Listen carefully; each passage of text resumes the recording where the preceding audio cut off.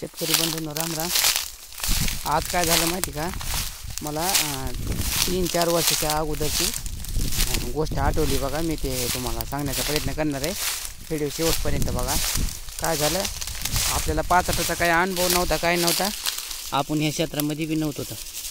तर सुरुवातीला समजा आपल्याला असं येड आहे, काही बी करून बघायचं, पाचट ठेवायचं, ह्याचं त्याचं मोबाईलवर ह्याच्यावर त्याच्यावर सांगण्या वागण्यात समजा आपण थोडी अभ्यास केला आणि आपल्याला वाटलं पाचट ठेवावं। पाचट ठेवल्याने आपली जमीन बी चांगली होती आणि फुकटमध्ये नैसर्गिक आपल्याला समजा एकरी 2 ते 2.5 टन सेंद्रिय खत तयार होते, म्हणून पाचट ठेवली पहिल्या वर्षी। पाचट ठेवल्याच्या नंतर तेव्हा आपल्याकडे समजा कुट्टी मशीन कुट्टी नव्हती, काय नव्हती। आपण काय केलं, 1 एकरच्या क्षेत्रावर जसं आहे का तसं शाबीत पाचट ठेवलं। मग पाचट ठेवल्याच्या नंतर आपल्याला तर काही जरी झालं, पडक जरी पडलं तरी करूनच बघायचं होतं, कारण आपल्या मनामध्ये ती जिद्दच बसली होती। मग पाचट ठेवली। मग पाचट ठेवल्याच्या नंतर घरचे बी समजा उली तिने नाव ठुतवते, शेजारी पाजारी कोणी ऐकण्यात यायचं, कोणी काय म्हणायचं, घुस लागती, घुस पाचटीने, कोणी काय म्हणायचं, उंदरं होते, तर कोणी म्हणायचं साप होतोय, कोणी म्हणायचं त्या पाचटामध्ये गारवा असतोय, परड होते, तर कोणी म्हणायचं विंचू होते, तर आणि कोणी म्हणायचं हे लागत आहे काय ते उमनी म्हणजे असे 6-7 प्रकारचं कोणी काही म्हणायचं। आता माझा विचार समजा ठाम होता, काही जरी झालं तर समजा आपल्याला एखादी गोष्ट समजा करून बघितल्याशिवाय तरी काय करणार आहे, ते त्या क्षेत्रामध्ये कसं असते कसं नाही।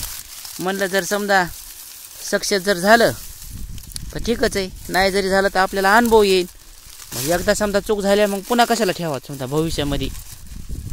मात्र एक गोष्ट लक्षात घ्या, आता मी जे तुम्हाला सांगतोय का, ते आपली जमीन भारीची काळीची जमीन आहे। आपले अनुभव सर्व काळीच्या जमिनीवर आहेत। आज मी तुम्हाला सांगायलोय ना, हे बी काळीच्या जमिनीवरली 1 वर्षभर पाचट ठेवली बघा, म्हणजे अनुभवासाठी। तर वर्ष काय, आता बघता आलेला दिवस भरू निघून जाते, दिवस निघून गेले, हे गेले। आज एक समजा फुलची बघा मी अंगात घातलेली ना, त्या बघा माझ्या पायामध्ये काय नाही, कारण कशामुळं ते पाणी बघायले ना, मग ते डोळ्याने पाणी दिसत नाही आणि पायाला गार लागते, पाणी लागते, मग आपल्याला मी पाणी बघायला आलेलो आहे। आता समजतं इथवर ओळी आल्या तिथवर आल्या, आता बघत तुम्हाला ही माहिती मला सांगा वाटली ते सांगण्याचा प्रयत्न करणार आहे। मग वर्ष कडीला निघून आल्याच्या नंतर मी तुम्हाला सांगतो शेतकरी बांधवांनो, त्याच्यामध्ये उंदीर नाही झाला, त्याच्यामध्ये घुस नाही झाली, त्याच्यामध्ये इचू नाही झाले, त्याच्यामध्ये परड नाही झाला, त्याच्यामध्ये साप नाही झाला, उमनी तर नाहीच, उमनी कसलीच नाही।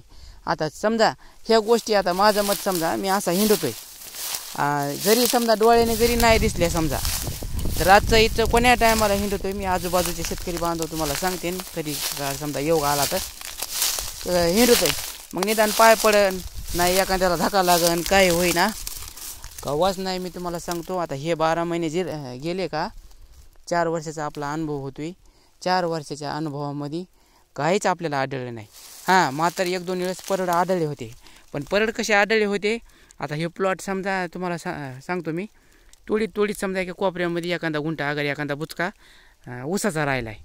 मग ऊसाचा राहिल्याच्या नंतर उभ्या ऊसात पाचटात नाही, उभ्या ऊसामध्ये मग ते तिकडे कडीला जाऊन ते 1-2 वेळेस टेनीच मारले, कोणी पोयतेनी, पण असं नाही। आता हे पाचटाचं रान आहे, तुम्ही बघू शकता, तर माझ्या पायात बी काही नाही, मी इकडं पाणी बघायला आलेलो आहे, असं कवाच बिचारं कुठं दिसलं नाही, उमनी सध्या नाही।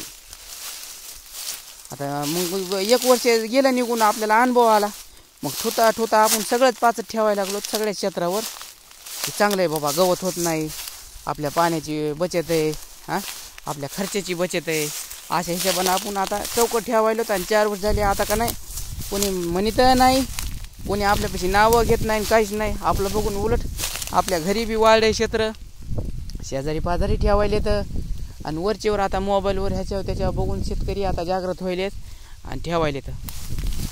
तसं आपला अनुभव आहे।